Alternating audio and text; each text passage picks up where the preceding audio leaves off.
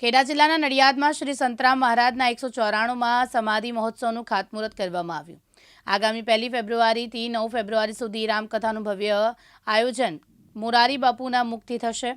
બ્રહ્મલીન નારાયણદાસજી મહારાજની સમાધિને 20 વર્ષ પૂર્ણ થયા તે નિમિત્તે રામ નારાયણ દ્વિશતાબ્દી ઉજવણી તેમજ સરદાર પટેલ 150મી જન્મજયંતિ નિમિત્તે શ્રદ્ધાંજલિ અર્પણ કરવા સંતરામ મંદિરના પટાગઢમાં મંડપ રોપીને ધ્વજરોહણ કરી 194માં સમાધિ મહોત્સવનું ખાતમુહૂર્ત કરવામાં આવ્યું। રામકથા દરમિયાન સમગ્ર ભારતમાં કથાનો ત્રિવેણી સંગમ કાર્યક્રમ યોજાશે। 1 ફેબ્રુઆરીથી 9 ફેબ્રુઆરી સુધી મંદિરનો જે ઉત્સવ છે એ દરમિયાન શ્રી રામકથા મોરારી બાપુના મુખ્યથી અહીંયા આગળ જે થશે એના નિમિત્તે અહીંયા મંડપનું સ્થાપન કરવામાં આવ્યું અને ખાતમુહૂર્ત કરી ધ્વજારોપણ કરવામાં આવ્યું છે। દર વર્ષે રાખવામાં આવે છે કે આ વર્ષે 2025માં ગોવર્ધનરામ ત્રિપાઠી સંતરામ મહારાજ નારાયણદાસજી મહારાજના 20 વર્ષ જે સમાધિ લીધે થયા એના નિમિત્તે અને સરદાર પટેલના જયંતિ શ્રદ્ધાંજલિ જયંતિ નિમિત્તે અમે આ કાર્યક્રમનું આયોજન કર્યું છે। એમાં પરમ પૂજ્ય રામદાસજી મહારાજના આશીર્વાદથી રામકથાનું આયોજન કરીને આગળ આ મંડપનું શુભ મુહૂર્ત કર્યું છે। સમાધિ મહોત્સવની સમિતિ વતી સૌ પ્રજાજનોને જણાવતા ખૂબ આનંદ થાય છે કે આ વખતે આ સમાધિ મહોત્સવ નડિયાદ એ સંત સપૂત અને સાક્ષરોની ભૂમિ ગણાય છે, એટલે ત્રણેયની વંદના માટે થઈ રહ્યો છે। આપણા સૌના હૃદયમાં બિરાજતા નારાયણદાસજી મહારાજને બ્રહ્મલીન થયે 20 વર્ષ થયા, એટલે રામનારાયણ દ્વિદશાબ્દીની ઉજવણી થઈ રહી છે। આ ઉપરાંત ભારતના ઘડવૈયા એવા સરદાર પટેલના 150મી જન્મજયંતિ છે। નડિયાદના સાક્ષર ગોવર્ધનરામ ત્રિપાઠીની પણ 170મી જન્મજયંતિ છે। આ ઉપલક્ષમાં વિશ્વવંદનીય રામકથાકાર પરમ પૂજ્ય મોરારી બાપુની રામકથા 1 થી 9મી ફેબ્રુઆરી યોજાઈ રહી છે।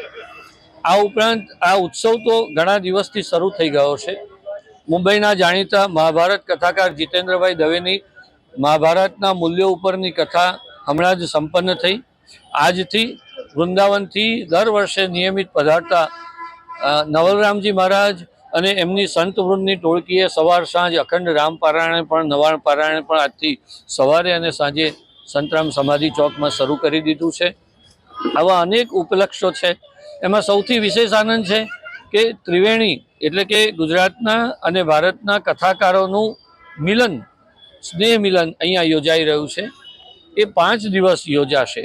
કથા દરમિયાન જ રોજ સાંજે 4:30 થી 6:30, 3જી થી 7મી ફેબ્રુઆરીના 5 દિવસ દરમિયાન કથા મંડપમાં જ મોટા સંતો આવશે। પરમ પૂજ્ય રમેશભાઈ ઓઝા પધારી રહ્યા છે। અમરકંટકથી કલ્યાણદાસજી બાબા આવવાની શક્યતા છે।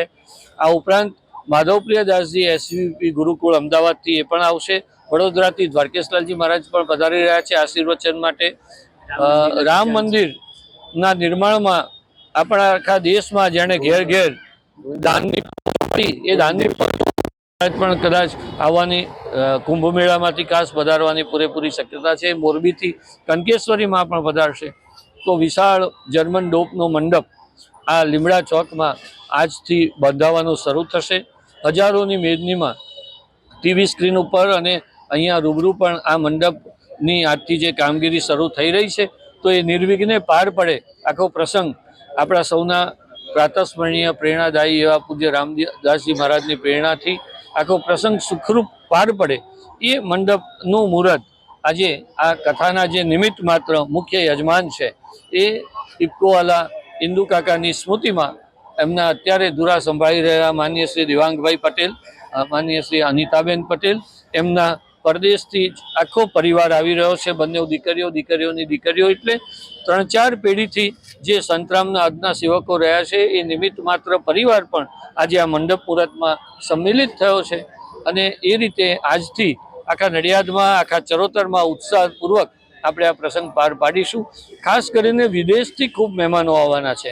NRI મહેમાનો પણ જય મહારાજની શ્રદ્ધા પ્રત્યે અત્રે પધારી રહ્યા છે તો એ પણ પધારવાના છે। અને એ બધાનો આવરો શરૂ થઈ ગયો છે ત્યારે આ ઉત્સવની આપણે સૌ બહુ ભાવપૂર્વક ભક્તિપૂર્વક ઉજવણી કરીએ એવી સંતરામ મહારાજના ચરણોમાં પ્રાર્થના કરીએ। તૃષાલ પંડ્યા, દિવ્યાંગ ન્યૂઝ, નડિયાદ।